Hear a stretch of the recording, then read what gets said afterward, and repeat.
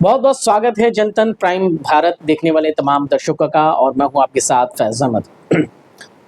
दोस्तों, इन दिनों आपने एक वीडियो देखा होगा जो कि वीडियो काफ़ी चर्चे में रहा। वो वीडियो था कि राहुल गांधी रायबरेली में एक सैलून पहुंचते हैं और वहां पर वो दाढ़ी बनवाते हैं, दाढ़ी अपनी सेट करवाते हैं।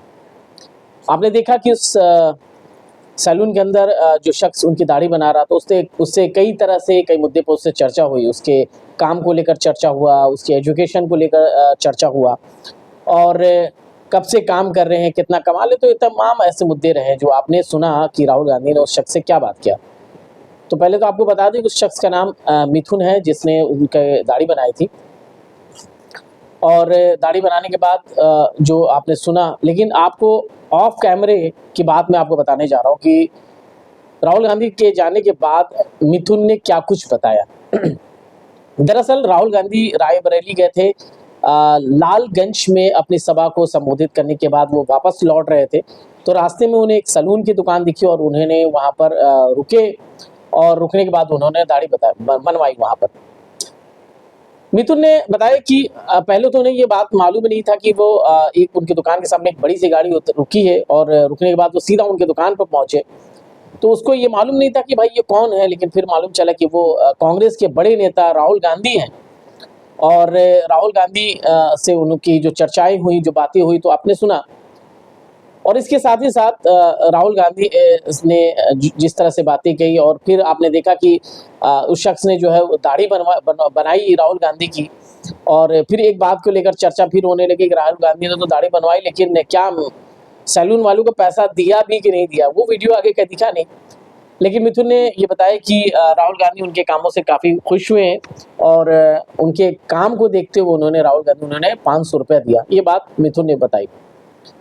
सवाल हुआ कि मिथुन से कुछ लोगों ने पूछा कि भाई क्या आप कितने प्रभावित हुए, और क्या आप राहुल गांधी को वोट देंगे? रायबरेली से वो चुनाव लड़ रहे हैं।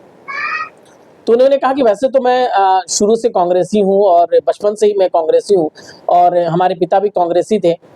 और राहुल गांधी एक बहुत ही सरल व्यक्ति है। उसने ये तो नहीं बताया कि वो वोट किसको देगा नहीं देगा, लेकिन ये कहा कि राहुल गांधी का वो पूरा सपोर्ट करेगा।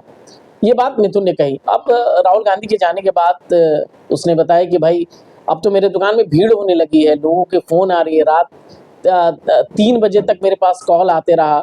जाहिर तौर पे लोगों के अंदर उत्सुकता थी कि भाई राहुल गांधी ने क्या कुछ बात किया, क्या बातें हुई इन दोनों के बीच में। तकरीबन आधा घंटा राहुल गांधी उसके दुकान पर रुके रहे, और रुकने के बाद से जो है फिर वहाँ से गए।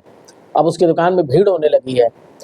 वोट देने के सवाल पर तो उसने कहा कि वोट का तो पता नहीं, लेकिन जो है राहुल गांधी को पूरी तरीके से वो सपोर्ट करेंगे। आपने देखा कि इस चुनाव में कई तरह की बातें निकल कर सामने आई है। जिस तरह से एक राहुल गांधी ने एक माहौल बनाने की कोशिश की है इंडिया गठबंधन बनने के बाद से, और एनडीए जो कि भारतीय जनता पार्टी जिस तरह से तीसरी बार चुनाव जीतने की कोशिश में है, अपने कामों के लेकर अपनी बातों से जनता के बीच में जा रही है। लेकिन वहीं आप देखें विपक्षी के तौर पर एक नई स्ट्रेटेजी, बहुत अच्छी स्ट्रेटेजी बनाकर राहुल गांधी ने जिस तरह से एक देश के अंदर माहौल बदलने का प्रयास किया है, और वो प्रयास कितना अच्छा साबित होगा, क्या इन तमाम चीज़ों से इंडिया गठबंधन पे लोगों का जो है वोट बढ़ेगा, क्या कुछ होगा, ये राजनीति में थोड़ा सा समीकरण और इस चीज़ को कहना बड़ा मुश्किल होता है कि क्या कुछ होगा। लेकिन फिर भी ये देखा जा रहा है कि लोगों के अंदर जो महंगाई, बेरोजगारी और ये तमाम तरह के जो मुद्दे विपक्ष के तौर पे उठाया गया, क्या ये इतना प्रभावी साबित होगा इस चुनाव में? हालांकि अभी जो 4 चरण के चुनाव हुए इसमें वोट परसेंटेज तो कम पड़ा, और अमूमन ये माना जाता है कि जब वोट परसेंटेज कम होता है तो वो सत्ताधारी पार्टी के लिए नुकसानदायक होता है। यानी एक तरह से एक विरोध के तौर पर होता है वोट परसेंटेज कम होना। लेकिन अब राजनीति में ये तमाम जो है आकलन है और तमाम समीकरण कहना बड़ा मुश्किल होता है। हम लोगों को उम्मीद होगी कि, और आपको भी 4 जून का इंतज़ार होगा कि 4 जून को क्या कुछ होने वाला है। इन तमाम मुद्दे पर हमारी आपकी भी उस दिन भी चर्चा होगी। क्या हम लोग क्या सोच रहे थे, क्या देश का माहौल बदला, ये तमाम चीज़ें होंगी।